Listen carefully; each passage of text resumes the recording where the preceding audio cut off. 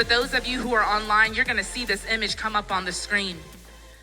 This image is gonna explain to us what happens in our brains when we choose to only see one perspective. You see, we all have blind spots.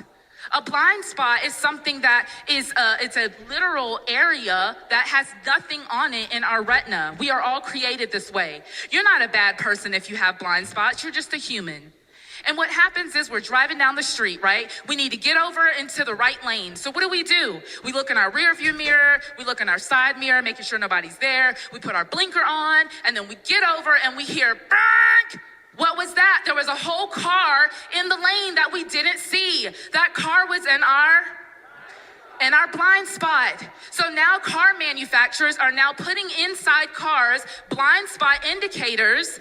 If yours works correctly, mine just comes on whenever it wants to, but if yours does work correctly, it's supposed to help you to avoid collisions. Now, if you don't have a blind spot indicator, maybe you have a passenger in the car that you can say, "Hey, can you tell me if there's anybody in that lane?" Because we know we need to avoid colliding with other people. You see, when we realize that we have blind spots in the area of multi-ethnicity, we will be glad to get other perspectives because we don't want to collide in our relationships. So what I want you all to do now is to take this little paper in your left hand. Those who are following along online, I want you to just look at that image.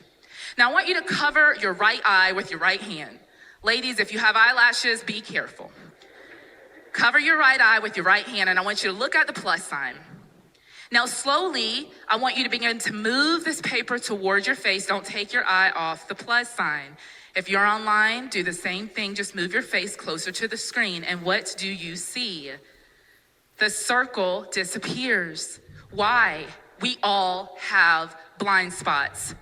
So when you have a blind spot, you realize I need somebody else to give me another perspective so I can see the full picture. Because when we don't have the full picture, church, what do? We fill in the gaps.